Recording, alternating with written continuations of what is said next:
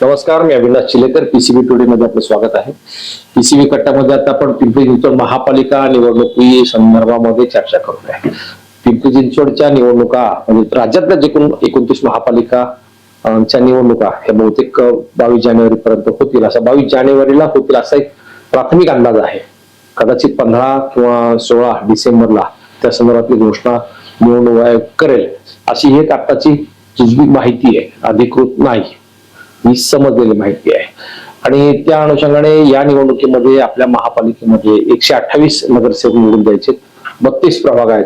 तिथे जे जे इच्छुक आहेत, मग भाजपचे, राष्ट्रवादीचे, काँग्रेस, शिवसेना पासून सगळे, तर त्यातले जे प्रबळ दावेदार आहेत त्यांच्याशी आपण चर्चा करतो. त्या संभाव्य इच्छुक उमेदवार, भावी नगरसेवक त्यांच्याशी चर्चा करतो. आता माझ्यासोबत आहेत रवींद्रजी देशपांडे. रवींद्रजी, आपलं स्वागत आहे. नमस्कार. नमस्कार. रवींद्रजींचा परिचय असा आहे, ते भाजपचे मला वाटतं पिंपरी चिंचवड शहरामधील अत्यंत जुने जाणते कार्यकर्ते. त्यांनी चिटणीस, उपाध्यक्ष, नंतर मंडल अध्यक्ष म्हणून त्यांनी भाजपमध्ये आता बऱ्याचशा जबाबदाऱ्या सांभाळलेल्या आहेत. आताच्या कार्यकारिणीमध्ये ते कुठे नाही, परंतु आतापर्यंत भाजपचं जे संपूर्ण संघटन आहे त्याच्यामध्ये त्यांचा मोलाचा म्हणजे सिंहाचा वाटा म्हटलं तरी हरकत नाही. चिंचवडगाव प्रभाग क्रमांक 18 इथून ते प्रयत्नशील आहेत. त्यांनी पण उमेदवारी मागितलेली आहे. आता ते निष्ठावंत मंडळीपैकी त्यांचं एक नाव घेतलं जातं की ज्याच्यामध्ये संभाव्य उमेदवारी त्यांना मिळू शकते. आपण त्यांच्याशी त्याच विषयावर चर्चा करणार आहोत. रवींद्रजी, मला पहिलं सांगा, तुमचा जो चिंचवड प्रभाग आहे, चिंचवड हा भाजपचा बालेकिल्ला समजला जातो. आता मागच्या निवडणुकीमध्ये शिवसेनेच्या अश्विनी चिंचवडे नंतर बाकीचे तीनही ते भाजपचे उमेदवार निवडून आले. यावेळेस तो कायम राहील का? प्रभाग 18 हा भाजपचा बालेकिल्ला आहे हे जरी खरं असलं तरी तो का खरा बालेकिल्ला आहे, तर आमच्यासारखे कार्यकर्ते एवढे वर्ष तिथं घरोघर संपर्क करून आहेत, म्हणून तो चिंचवड हा भाजपचा बालेकिल्ला आहे. कारण ज्यावेळी आम्ही विरोधात काम करायचो तरी आम्ही कमळ कधी सोडलेलं नाहीये. कारण आम्ही एकनिष्ठ भाजपशी राहिलोय. त्यामागचं कारण असं आहे की मुळात मी राष्ट्रीय स्वयंसेवक संघाचा बाल स्वयंसेवक आहे. मी मूळचा साताऱ्याचा आहे. नोकरीनिमित्त 1985 ला चिंचवड मध्ये आलो. पहिले 5 वर्ष 1985 ते 90 भोसरीला मॉरिस इलेक्ट्रॉनिक्स म्हणून कंपनी आहे, आता तिला डीजीपी हिनोदे असं नामकरण झाले. तिथं 5 वर्ष काढली आणि 90 पासून ते आता 2020 रिटायर होईपर्यंत मी फोर्स मोटर्स, पूर्वीची बजाज टेम्पो, या कंपनीमध्ये मेंटेनन्स डिपार्टमेंटचा एका सेक्शनचा हेड आणि मॅनेजर या पदावरून रिटायर झालेलो. हा माझं बॅकग्राऊंड आहे. राजकीय पार्श्वभूमी थोडी सांगा. राजकीय ह्यामध्ये देशपांडे कुटुंबामध्ये राजकीय बॅकग्राऊंड काहीही नाही. बेसिक सगळे आमचे वडील, आमचे काका हे सगळे आम्ही संघाचे स्वयंसेवक. संघाचं बाळकडू हे आम्हाला लहानपणापासून आमच्या वडिलांकडनं मिळालेले आणि समाजासाठी आपण देणं लागतो, समाजासाठी काम करणे या भावनेतूनच इतके वर्ष आम्ही काम करतोय. माझे वडील 48च्या संघबंदीमध्ये त्यांनी सत्याग्रहात सजा भोगलेली आहे. आणीबाणीमध्ये 75 ते 77 आणीबाणीचा काळ होता. माझे मोठे बंधू अविनाश उर्फ आबा देशपांडे हे आणीबाणीत सत्याग्रही होते, त्यांनी कारावास भोगलेला आहे. आबा देशपांडे हे 1 वर्ष संघाचे प्रचारक म्हणून धाराशिवला काम केलेलं आहे. आणि आम्ही 5 भाऊ, 1 बहीण संजीवनी तोफखाने, ती चिंचवडलाच होती इतके वर्ष आणि ती चिंचवडला असल्यामुळे स्वाभाविकपणे माझं चिंचवडला येणं झालं. असं 40 वर्षाचा सहवास 85 ते आतापर्यंत चिंचवडचा लाभ झालेला आहे. आणि आयुष्यातला जो कर्म काळ आहे तो सगळा माझा चिंचवडमध्ये गेलेला आहे. शैक्षणिक काळ हा सातारा आणि कराड इथं इंजिनिअरिंग झालं. कराडला इंजिनिअरिंग झालं आणि मग नोकरी निमित्त इकडे आलो. तर चिंचवड परिसर जो आहे तो संपूर्ण आजही भाजपच्याच अखत्यारीत आहे संपूर्ण. हो हो तिथे काही बदल होण्याची शक्यता वाटते? शक्यता नाहीये, कारण चिंचवड भाजपला मानणारा वर्ग खूप मोठा आहे. ठीक आहे, पूर्वी जे हे भूमिपुत्र भाजपमध्ये नव्हते, परंतु लक्ष्मण भाऊंचा ज्यावेळी भाजपमध्ये प्रवेश झाला त्यावेळेपासनं भाजपकडे हे भूमिपुत्र येण्याची संख्या खूप वाढली आणि भाजपची ताकदही वाढली. बरोबर. लक्ष्मण भाऊंच्या बरोबर महेशदादा आले, त्यामुळे आपोआप पिंपरी चिंचवड मध्ये भाजपची ताकद वाढली, भाजपची सत्ता आली. आणि नंतरच्या ज्या निवडणुका झाल्या, लोकसभा झाल्या किंवा विधानसभा झाली, त्यामध्ये भाजपला प्रचंड इथं मतदान झालेलं आहे, यश मिळालंय. त्यामुळे भाजपची ही ताकद आहे का, भाजपचे मतदार आहेत का, तर आहेत, हे नक्की. आणि ह्या सर्व कामावर जे लोक खुश आहेत ते आपले देशाचे पंतप्रधान नरेंद्रजी मोदी यांच्या कामावर खुश आहेत. त्यामुळं समजा 70% लोक भाजप म्हणून असतील तर उर्वरित 25% लोक हे मोदींच्या करिश्म्यावर आहेत. म्हणजे ज्यांनी आतापर्यंत भाजपच्या कमळाला कधी मतदान केलं नाही, पण ते मोदींच्या कामाला पाहून ते कमळाला मतदान करतात. यावेळेस करतील? हो, करणार, नक्की करणार. याच्या सगळ्या ह्या दवडगेमध्ये भाजप वाढवता म्हणजे भाजपमध्ये भूमिपुत्र आले किंवा बाकी अन्य पक्षांचे सुद्धा कार्यकर्ते नेते पण समावेश झाला, याच्यामध्ये निष्ठावंतांवरती अन्याय झाला असं काही वाटत नाही का? कारण निष्ठावंत मंडळींना डावललं गेलं बऱ्याच ठिकाणी, ते मी तक्रारी फार ऐकतो या विषयाच्या. नाही, कसं आहे माहिती का, निष्ठावंतांना डावललं गेलं अशातला भाग नाही, परंतु ज्यावेळी इथं सत्ता नव्हती त्यावेळी लक्ष्मण भाऊ आल्यानंतर लक्ष्मण भाऊंकडे एक टार्गेट होतं जे प्रदेशांनी दिलं होतं की इथं पिंपरी चिंचवडला सत्ता आणायची पाहिजे. बरोबर. मग सत्ता आणण्यासाठी काय लागतं त्याप्रमाणे इथं उमेदवारी दिली आणि त्याप्रमाणे आलं. पण लक्ष्मण भाऊ ज्यावेळी निवडून आले, त्यावेळी विधानसभेला भाजपकडनं निवडून आले, त्यावेळी भाऊंनी मला प्रश्न विचारला होता की रवीजी, तुमच्या प्रभागातनं मला किती मतदान मिळेल? तर भाऊंना माझं उत्तर होतं की भाऊ, आम्ही 8,500-9 हजारात तुम्हाला मतदान देऊ. तर भाऊ म्हणले, कसं काय, माझा एक नगरसेवक तुमच्या प्रभागात आहे तरी मला 1,500-2 हजाराच्या वर मिळत नाहीये. त्यावेळी माझा भाऊंना एकच उत्तर होतं, भाऊ त्यावेळी तुमच्या हातात घड्याळ होतं, आता तुमच्या हातात कमळ आहे, आम्ही तुमच्या बरोबर आहोत, त्यामुळे मला खात्री आहे की तुम्हाला एवढं मिळणार. आणि तेवढे भाऊंना मतदान झालं. आणि त्या विजयी मिरवणुकीमध्ये ज्यावेळी आम्ही मोरयाच्या दर्शनाला गेलो त्यावेळी कमानीच्या इथं भाऊंनी मला घट्ट मिठी मारली. ती मिठी मला आयुष्यभर लक्षात राहण्यात होती की एवढा आम्ही विश्वास आहे, कारण आम्ही घरोघर काम केलेलं आहे आणि त्यामुळं मतदान हे आम्हाला होणार ह्याबद्दल आम्ही ठाम विश्वासू आहोत.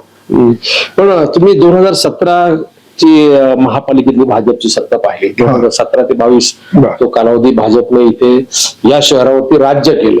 नंतरच्या काळामध्ये 4 वर्ष प्रशासक होता, पण प्रशासक नंतर बोलू, ती राजवट तुम्हाला कशी वाटली? म्हणजे पूर्वीच तुम्ही अजित पवारांची राजवट सुद्धा पाहिली, राजकारणाचा तुमचा जरी संघ स्वयंसेवक असला तरी भाजपशी निगडीत आहात, तुमचा अभ्यास आहे, तुम्ही सगळं तटस्थपणे पाहत असता.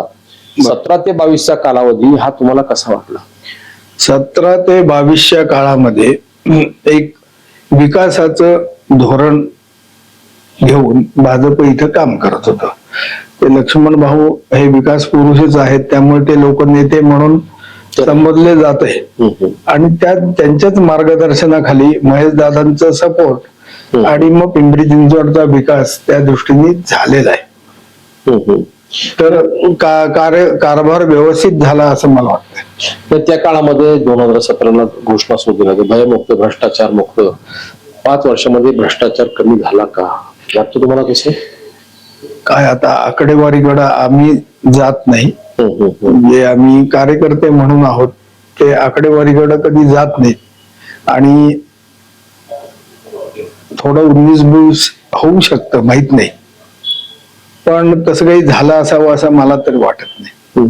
प्रशासकीय राजवट कशी पाहतात? नंतरची 4 वर्ष जे आता प्रशासकीय राजवट अजूनही आहे ती ती कशी भासली तुम्हाला? प्रशासकीय राजवटीमध्ये कामं कुठं आडली नाहीत, अच्छा.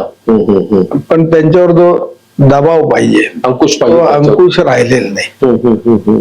आणि त्यामुळं अधिकारी वर्ग पाहिजे तशी कामं करतात बेफाम. त्यात कदाचित भ्रष्टाचार होऊ शकतो, झाला असेल असं मला वाटतं. बरोबर. ओव्हरऑल संपूर्ण पिंपरी चिंचवड शहराच्या राजकारणाविषयीचा तुमचा दृष्टिकोन काय? या शहराचं राजकारण पूर्वी संपूर्ण डाव्या चळवळीकडे होतं, आता ते पूर्णतः उजवीकडे झुकलेलं आहे. बरोबर. हा संपूर्ण हा जो प्रवास पाहिला आपण काटकोळामधला त्यांचा, बरोबर. तर 180 अंशामध्ये हे राजकारण सगळं परिवर्तित झालेलं आहे. या पुढच्या काळामध्ये ते तसंच राहील की त्याच्यामध्ये काही बदल होतील? त्यामध्ये पिंपरी चिंचवड शहराचा विकास आणि जे विस्तार हा जो ज्या यांनी लक्षणीय वाढ होते त्या दृष्टीने इथं योग्य प्रकारे काम करणारेच नेते मंडळी असावीत असा सर्व जनतेचा विचार आहे.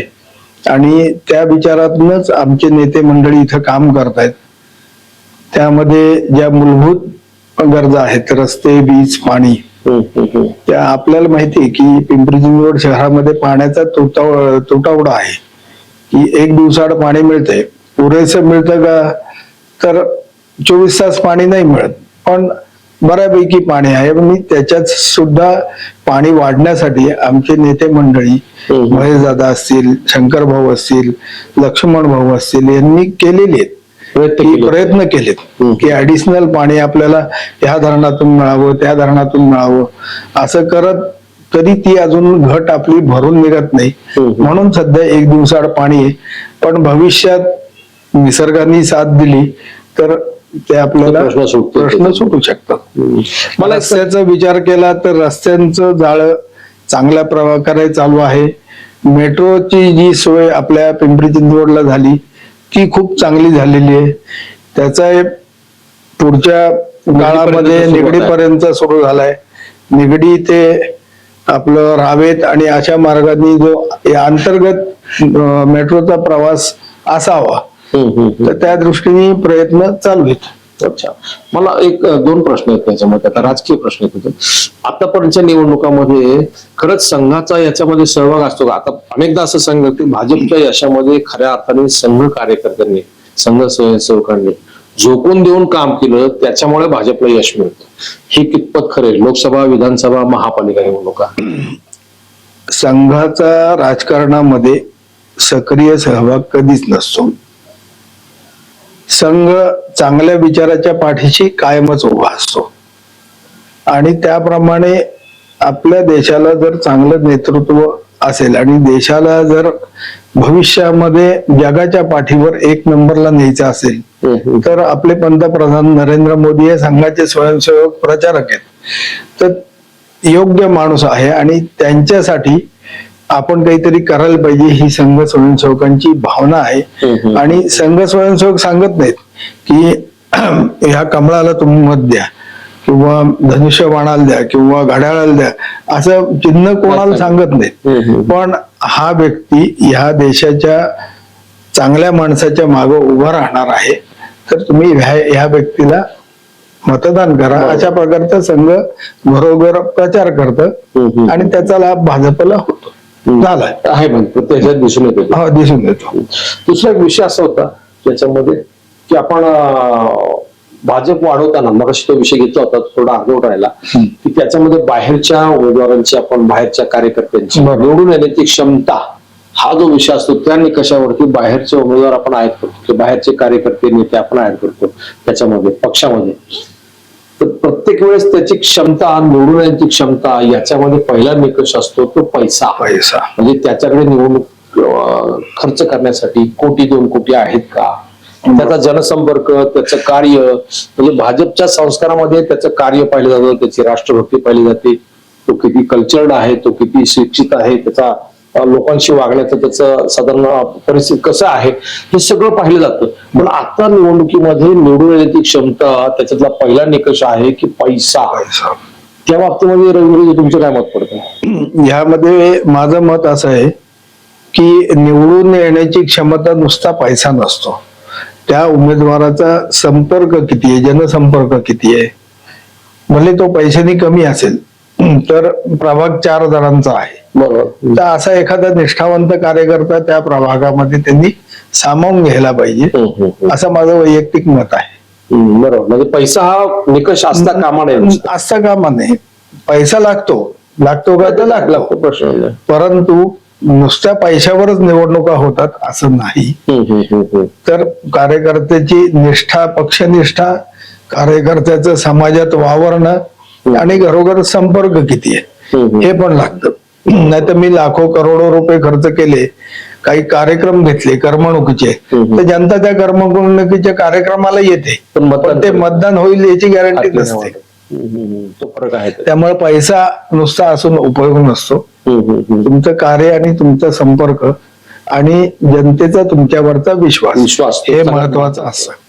तुम्ही चिंचवड प्रभागाचं जर पाहिलं, तुमचा चिंचवड प्रभाग जो आहे संपूर्ण, तो तसं पाहिलं तर वेल प्लॅन डेव्हलप आहे. त्याच्यामध्ये तुम्हाला त्याच्यामध्ये काही चॅलेंजेस दिसतात, काही समस्या दिसतात आणि त्या सोडवाव्यात. पण तुम्हाला मुळात पहिला प्रश्न माझा तोच असतो की तुम्हाला नगरसेवक का व्हायचंय, कारण काय? चिंचवडच्या बाबतीमध्ये तुमचं काही विजन आहे का? चिंचवडमध्ये स्मार्ट सिटीच्या अंतर्गत रस्त्यांची कामं चांगल्यापैकी झालेली आहेत.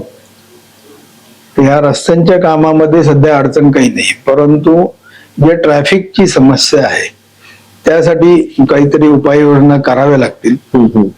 त्यामध्ये चिंचवड गावातनं जाणारं जे ट्रॅफिक आहे ते कमी होणं, काळेवाडीला जे जोडलेला रस्ता आहे, नदीला पॅरलल एक रस्ता आहे, बरोबर, पण तो रस्ता काही भूमिपुत्रांच्या जमिनी त्यांनी दिल्या नाहीत म्हणून तो पूर्ण झालेला नाहीये. तर त्यासाठी तो प्रयत्न करून तो रस्ता झाला पर्यायी, तर हे ट्रॅफिक वरची समस्या कमी होऊ शकते. मुख्य पार्किंगची एक समस्या आहे. लिंक रोडवर आता एल्प्रो सारखा मॉल झालाय, तिथे गाड्या उभ्या केल्या की ट्रॅफिक वाले येऊन गाड्या उचलतात. हो, दोन्ही बाजूने फुल ट्रॅफिक असतं. तर त्यासाठी एक पार्किंग, कारण मॉलचं पार्किंग आहे ते सामान्य माणसाला परवडत नाही. 20 रुपये 30 रुपये टू व्हीलरला पार्किंग आहे. त्यामुळे पार्किंग साठी काहीतरी एक व्यवस्था करण्यासाठी प्रयत्न चालू आहेत. महापालिकेकडनं जे बेताळ नगर झोपडपट्टी आहे तिथं ते पार्किंगचं आणि बस स्टॉप असा विचार चालू आहे. तो पूर्णत्वाला नेण्याचा आम्ही प्रयत्न करू. निवडून येण्यासाठी म्हणजे तुम्हाला थोडक्यात निवडणूक लढवायची, याच्या मागचा मुख्य उद्देश काय? निवडणूक लढवणे, कारण समाजासाठी मी कायम काम करतोय, समाजाशी संपर्क आहे आणि मग त्या काम करताना ज्यावेळी आम्हाला सिटिंग मेंबर म्हणजे जो सध्याचा नगरसेवक आहे किंवा सध्याचे आमदार आहेत यांचा आम्हाला सपोर्ट घ्यावा लागतो. वैयक्तिक आम्ही स्वतःहून काम करू शकत नाही, तर ती सत्ता आपल्या हातात असावी म्हणून आम्ही निवडणूक लढवण्यासाठी मी इच्छुक आहे. अच्छा, त्यांनी आपल्याला चिंचवड परिसर, चिंचवड गाव आणि परिसर जो आहे प्रभाग क्रमांक 18 चिंचवड, हा त्यातले आणखीन एक प्रश्न तुम्हाला विचारायचा आहे त्यातला की निवडणुकीमध्ये जातीची समीकरणं जी कायम विचारात घेतली जातात. आजकाल पूर्वी असं काही नव्हतं, पण आजकाल जातीची समीकरणं फार मांडली जातात याच्यामध्ये. चिंचवड गावामध्ये आज 13,000 ब्राह्मण आहेत, 2,000 मुस्लिम आहेत, 10,000 ओबीसी आहेत, मागासवर्गीय तिथं झोपडपट्टी परिसर इतका आहे. ही सगळी पॉकेट मतांचे थोडक्यात ते गठ्ठा मत असं म्हणून त्याच्याकडे पाहिलं जातं. तुमचा तसा काही अभ्यास आहे? तुम्ही त्या दृष्टिकोनातून काही विचार केलाय? प्रथमतः मी ब्राह्मण आहे याचा मला अभिमान आहे, कारण प्रत्येकाला आपल्या जातीचा असतोच. परंतु मी ब्राह्मण आहे म्हणून मला मत द्या असं मी कधी म्हणत नाही. कारण चिंचवड मध्ये 1985 ला ज्यावेळी माझी एंट्री झाली त्यावेळी पहिला भूमिपुत्र जो माझ्या संपर्कात आला आणि ज्याची अजूनही 40 वर्ष झाली मैत्री झाली तो सतीश गावडे. त्यांच्या केशवनगर शाळेसमोर मोरेश्वर गावडेंची चाळ होती, त्या चाळेमध्ये मी राहिला होतो. भले 1-1.5 वर्ष होतो, पण ते पहिले सतीश गावडे हा भूमिपुत्र माझा मित्र झाला. त्याच्यानंतर मग माझे असंख्य भूमिपुत्रांची ओळख झाली, परिचय वाढत गेला. आणि त्यांच्याशी मैत्री झाली. त्यामुळं मला जे मतदान करणारे मतदार आहेत ते फक्त ब्राह्मणच आहेत अशातला भाग नाही. हे भूमिपुत्र आहेत. माझ्या भागामध्ये भीमनगर लोंढेनगर सारखी वस्ती आहे, तिथं माझा संपर्क आहे. तिथल्या काही मुलांना मी माझ्या अधिकारात कंपनीमध्ये भले 6-7 महिने का होईना टेम्पररी, पण ती नोकरी लावलेली आहे. ज्यावेळी कांताताई मुंढे त्या भागात नगरसेविका होत्या, त्यावेळी महापालिकेमध्ये घंटा गाडीवर मुलं लावायची होती. त्यावेळी कांताताई तशा फार अशा लोकात जाणाऱ्यातल्या नव्हत्या, म्हणून त्यांनी लोकांना सांगितलं तुम्ही रवी देशपांडेला भेटा, ते मला नावं सांगतील त्यांना मी लावेन. त्याप्रमाणे भीमनगर लोंढेनगरची रोज गर्दी, संध्याकाळी मी कामावरून आलं की माझ्या घरी असायची. ती सगळ्यांची नावं टिपून घेतली आणि म्हणलं ठीक आहे, मी वैयक्तिक तुमच्या घरी येऊन भेटेन आणि एकंदर परिस्थिती बघून ठरवेन काय ते. त्याप्रमाणे मी प्रत्येकाच्या घरी तिथे जायचो, चहा प्यायचो आणि मग खरंच गरजवंतू आहे अशा 5 मुलांना आम्ही नोकरीला लावलं तिथं घंटा गाडीवर. आणि आता मागच्या 1-2 महिन्यापूर्वी परमनंट झाली. ती लोक अजून आमचं नाव काढतात, तुमच्यामुळे आम्ही झालो. जातीय समीकरण नाही, जातीय समीकरण काही नाही, विषय नाही. तुमचा वैयक्तिक संपर्क किती आहे सगळ्यात त्याच्यावर तुम्हाला मतदान होणार. खरं, अगदी महत्वाचं. रवींद्रजी देशपांडे चिंचवड गावातील भाजपचे अत्यंत निष्ठावंत, गेली अनेक वर्ष निरपेक्षपणे तिथे काम करणारे समाजसेवा करणारे. राजकारण ते करत नाही, राजकारण त्यांना जमतही नाहीये, परंतु अशी मंडळी ही निरपेक्षपणे काम करतात, जी अत्यंत संवेदनशील आहेत, अभ्यासवृत्ती आहे, शांतपणे कुठलाही आक्रमकपणा नाही, व्यवस्थित ते मुद्दे मांडतात. अशी मंडळी महापालिका सभागृहात असली पाहिजेत, हे असं सर्वांचंच मत आहे. पक्षाकडून त्यांना उमेदवारी मिळेल, त्यांनी उमेदवारी मागितलेली आहे. तुम्ही किमान आतापर्यंत निष्ठावंत म्हण, त्यांना उमेदवारी मिळाली तरी ते दुसरी बंडखोरी करतील अशी पण त्यांची परिस्थिती नाही. ते त्यांच्या रक्तातच नाही. त्याच्यावर तो काही प्रश्नच येत नाही, तो प्रश्नही मी त्यांना विचारणार नाही. पण अशा मंडळींना भाजपने काही का होईना 4 जणांमध्ये एक असा माणूस असलाच पाहिजे. शहरामध्ये आज 32 प्रभाग आहेत, 32 प्रभागामध्ये किमान 25 असे निष्ठावंत जर भाजपने सामावून घेतले तर भाजपचा चेहरा मोहरा जो आपण म्हणतो ना जुन्या ह्याच्यातला कल्चर्ड पक्ष म्हणून, इतरांपेक्षा वेगळा, पार्टी विथ डिफरंट, तो 100% पुन्हा असे येईल अशी अपेक्षा व्यक्त करतो. आणि रवींद्रजी तुम्ही आम्हाला वेळ दिलात, व्यवस्थित चर्चा केली आपण, आणि तुम्हाला सुद्धा उमेदवारी मिळू दे. तुम्ही नगरसेवक व्हा, तुम्हाला खूप खूप शुभेच्छा. धन्यवाद. आपण पीसीबी न्यूजनी मला इथं मुलाखतीसाठी बोलवलं त्याबद्दल पीसीबी न्यूजचे आणि आपले अविनाशजी मनपूर्वक आभार मानतो. तसंच आज आमचे नेते स्वर्गीय गोपीनाथजी मुंडे यांची जयंती आहे, त्यांना पक्ष कार्यालयात अभिवादन करूनच मी इथं आलो. आणि त्या आठवणींमध्ये, मुंडेजींच्या आठवणींमध्ये आमचे खाडे सर असतील किंवा पक्षाध्यक्ष शत्रुघ्न बापू काटे असतील, यांनी आठवणींमध्ये जे सांगताना सांगितलं की मुंडे साहेबांचा स्वभाव हा कार्यकर्त्याला न्याय देण्याचा होता, तसा खाडेंना न्याय मिळाला. खाडेंनी ते उदाहरण दिलं, अध्यक्ष झाले. त्यामुळं तसाच न्याय मुंडे साहेबांचा आदर्श समोर ठेवून मी पण देईन असं शत्रुघ्न बापू काटे अध्यक्षांनी सांगितलेलं आहे. त्यांना मी त्यांच्या या विचाराबद्दल खूप खूप धन्यवाद देतो आणि ते आमचा या बाबतीत विचार करतील अशी आशा व्यक्त करतो. धन्यवाद. थँक्यू.